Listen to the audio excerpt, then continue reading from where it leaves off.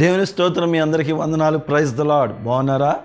దేవుని మహాకృపను బట్టి ప్రతి దినము ఉదయకాలము దేవుడు మనకి ఇచ్చిన ఈ వాగ్దానాలన్నీ మన కుటుంబాలకి, మన సంఘాలకి, మనకి క్షేమం కలుగజేస్తున్నాయని నేను నమ్ముచున్నాను. అయితే మరి ఈరోజు వాగ్దానం 1 కొరింథీ 7:20 ప్రతివాడు ఏ స్థితిలో పిలువబడినో ఆ స్థితిలోనే ఉండవలెనని ప్రభువైన యేసుక్రీస్తు వారు మనల్ని ఏ స్థితిలో, ప్రతి వాడిని ఏ స్థితిలో పిలువబడినో. నిజమేనండి, నేను పడిపోయిన స్థితిలో ఉన్నవాడిని, అసలు దేనికి పనికిరాని స్థితిలో ఉన్నవాడిని, ఎక్కడ పడితే అక్కడ తిరుగుతున్నవాడిని ఏ స్థితిలో నన్ను పిలిచాడంటే అది జ్ఞాపకం చేసుకోవాల్సి వస్తుంది. నేను ఒకప్పుడు ఈ లోకాసారమైన తిరుగుతూ, ఈ లోకాసారమైన జీవితం జీవిస్తూ, ఈ లోకాసారమైన ప్రతి ఒక్క దాంట్లో ఉంటూ జీవిస్తూ ఉన్నవాడిని. నన్ను 1-2 సార్లు మంచి పెద్ద యాక్సిడెంట్లు జరుగుతూ ఏ స్థితిలో అంటే మరణము అనే ఒక స్థితిలో నేను ఉన్నాను, కోమాలో అనే స్థితిలో ఉన్నాను, చనిపోయాననుకునే స్థితిలో నేను ఉన్నప్పుడు ఆ స్థితిలోంచి నన్ను పిలిచి ఆయన వాగ్దానాన్ని నెరవేర్చుకున్నాడు. ఆయన మాటలను నా నోట నుండి నడిపిస్తున్నాడు. నేను దేనికి పనికిరాని వాడిని, కానీ దేవుని కృప చొప్పున ఇలా మీ ముందు ఉంచుతున్నాడు నన్ను. నా సాక్ష్యాలన్నీ అప్పుడు కొంచెం చెప్తూ ఉన్నాను. అయితే నా సాక్ష్యం ఏంటంటే, ఏ స్థితిలో అంటే మరణము నుండి ఉన్నవాడిని, అసలు నేను బ్రతుకున్నానో లేదో తెలియని స్థితిలో ఉన్నవాడిని, చనిపోయాను అనే స్థితిలో ఉన్నవాడిని నన్ను దేవుడు లేవనెత్తుకొని నాకు నూతన రక్షణ కలగజేసి ఆయన వైపు, ప్రభువైన యేసుక్రీస్తు వారి వైపు మరలుకొని దేవుని చిత్తం ఏమైనదో నేను కూడా గ్రహించి ముందుకు సాగుతూ వెళ్తూ ఉన్నవాడిని నేను.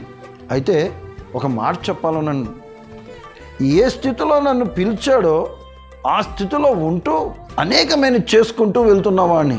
అయితే ఏ స్థితి అన్న మాట ఒక మాట చెప్తున్నాను. ఒకప్పుడు నా విలువ ఏంటో తెలుసా, నా స్థితి ఏంటో తెలుసా?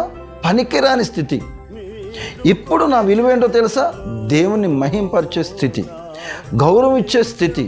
దేవుని పట్ల, దేవుని యొక్క కృపను బట్టి నన్ను అనేక మంది ప్రైజ్ ద లార్డ్, వందనాలు, నమస్కారం అని చెప్తున్నారు. ఒకప్పుడు ఇది ఎందుకు వచ్చాడన్న స్థితి నాది. అయితే విలువ చాలా డిఫరెంట్గా ఉంది. చూడండి, అప్పుడుకున్న విలువ ఇప్పుడుకున్న విలువ తేడా ఉంది. అప్పుడు రమేష్నే, ఇప్పుడు రమేష్నే, కానీ నాలో కొంచెం విలువైనవి కొంచెం కనబడుతున్నాయి, అప్పుడు కనపడట్లేదు. ఒక మాట ఉదాహరణ చెప్పాలని ఆశపడుతున్నాను. ఉదాహరణగా మన పక్కన షాపులకి వెళ్ళి వాటర్ బాటిల్ అడిగితే దాన్ని 10 రూపీస్ అంటారండి. అదే ఏ పెద్ద హోటల్కి వెళ్తే ఐలాపూర్, లేకపోతే ఏదైనా సరే అపోలో హాస్పిటల్ కానీ ఎక్కడైనా సరే అదే కొంచెం బాటిల్ కొంచెం చేంజ్ చేసి 100 రూపాయలు సార్, 100 రూపాయలు అంటారు. విలువ చూడండి. అదే 1 లీటర్ బాటిల్ వాటరు డబ్బాలో, అంటే చిన్న షాపుల్లో కొంటే 10 రూపాయలు. అదే వాటర్ 1 లీటరు మన పెద్ద వాటిలో కొంటే 100 రూపీస్. చూడండి విలువలో తేడా ఉంది. కానీ 1 లీటర్ మాత్రమే ఉంటాయి వాటర్ దాంట్లో. మరి నా విలువ నా ప్రభువులోకి వచ్చిన తర్వాత చాలా గొప్పగా ఉందండి. ఎందుకంటే నా ప్రభువైన యేసుక్రీస్తు వారు నా విలువను పెంచాడు, నా స్థితిని మార్చాడు, నా పరిస్థితిని మార్చాడు. నాకు గొప్ప అవకాశం ఇచ్చినందుకు నా ప్రభువుకి కృతజ్ఞతాస్తుతులు చెల్లిస్తున్నాను. ప్రియ సహోదరి, సహోదరుడా, నువ్వు పడిపోయి ఉన్నావేమో, జారిపోయి ఉన్నావేమో, అయ్యో నా వల్ల కాదనుకుంటున్నావేమో, కానీ నీతో దేవుడు మాట్లాడుతున్నాడు ఈరోజు. నీ స్థితి, నీ విలువ మార్చడానికి దేవుడు నీతో మాట్లాడుతున్నాడు. అవును కదా, నీ విలువ ఏంటో నీకు తెలియదు, కానీ ప్రభువైన యేసుక్రీస్తు వారు నిన్ను ప్రేమించి నీకు దేవుని కృపను పంపుతున్నాడు కనుక ఈరోజు ఈ వాక్యం నువ్వు వింటున్నావు. ఆ బాటిల్కు ఉన్న వాల్యూకు కంటే ఎక్కువగా చూడండి, 2 రకాలు ఉంది. అదే 1 లీటర్ బాటిల్ 10 రూపీస్, మరొక చాటున 100 రూపీస్. వాల్యూ చేంజెస్ ఉన్నాయి. కానీ నువ్వు ఇప్పుడు ఎలా ఉన్నావేమో, త్రాగుబోతులో ఉన్నావేమో, లేకపోతే రోడ్ల మీద తిరుగుతున్నావేమో, విననట్టు ఉంటున్నావేమో, లేకపోతే నేను అన్నీ తెలుసని నువ్వు పడిపోతున్నావేమో. కానీ ప్రభు నీతో మాట్లాడుతున్నాడు. నీ విలువ అది కాదు, నీ విలువ ఇంకా ఎక్కువ ఉన్నది. నువ్వు ఇంకా ఆత్మీయలోను ఆయనతో మాట్లాడాలి, ఆయన ద్వారా నువ్వు అనేక ఆత్మలు సంపాదించాలని, నీ విలువను పెంచాలని ఆశపడుతున్నాడు. కనుక ప్రియ సహోదరి, సహోదరుడా, మీతోనే ప్రభువైన యేసుక్రీస్తు వారు మాట్లాడుతున్నాడు. నువ్వు ఏ స్థితిలో ఉన్నావు? బలహీనంగా ఉన్నావేమో, ఇబ్బందుల్లో ఉన్నావేమో, ఇరుకుల్లో ఉన్నావేమో, సతమతమవుతున్న ఇబ్బందులతో అవన్నీ యేసు నామమున కొట్టివేయబడుతుంది. ఎప్పుడు తెలుసా? నువ్వు ఆయనతో ఉంటే, నువ్వు ఆయనలో ఉంటే. ప్రతి వాడికి చెప్తున్నమాట, నువ్వు ఏ స్థితిలో నిన్ను ఎంచుకున్నాడో, నువ్వు ఎలా ఉన్నప్పుడు ఎంచుకున్నాడంటే నువ్వు బలహీనంగా ఉన్నప్పుడే. అంటున్నాడు కదా బైబిల్ వాక్యంలో, నేను ఎవరి కోసం వచ్చాడంట? ఎవరి కోసం వచ్చాడు తెలుసు కదా? ప్రభువైన యేసుక్రీస్తు వారు రక్షించబడడానికి ఎంతమంది అయితే సిద్ధంగా ఉన్నారో వారి కోసమే వచ్చాడండి.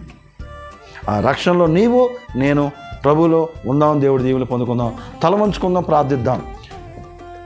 పరిశుద్ధుడా, జీవం గల తండ్రి, జీవాధిపతి, నీకు వందనాలు. అవునయ్యా, మా విలువలను పెంచేవాడా, మమ్మల్ని ప్రేమించేవాడా, ఉన్నతమైన స్థానంలో నిలబెట్టేవాడా, మమ్మల్ని మీ యొక్క కిరీటం మాకు ఇచ్చుచున్నవాడా, నీకు స్తోత్రం. మా స్థితిగతులను మార్చుచున్నందుకు వందనాలు, మా పరిస్థితులను మార్చుచున్నందుకు వందనాలు. మమ్మల్ని ప్రతి చోట మీ యొక్క గౌరవమును మమ్మల్ని అయా మీ మాట ద్వారా, మీ యొక్క తలంపుల ద్వారా మమ్మల్ని మార్చి బలపరిచి స్థిరపరచుచున్నందుకు వందనాలు. అవునయ్యా, నా స్థితి అయా మిమ్మల్ని నమ్మక మునుపు, మీ వైపు నేను వాక్యం పట్టుకోక మునుపు నా స్థితి ఏంటి అంటే, అయా నా తండ్రి చాలా తక్కువ నా తండ్రి. ఈయన ఎందుకు వచ్చాడు అనే స్థితిలో ఉండేవారు, ఈయన అనుకునేవారు. కానీ ఇప్పుడు నా తండ్రి, అయ్యో మీరు వచ్చారా అనే స్థితికి వచ్చారు. కానీ మీరు రావడం మా అదృష్టం అంటున్నారు.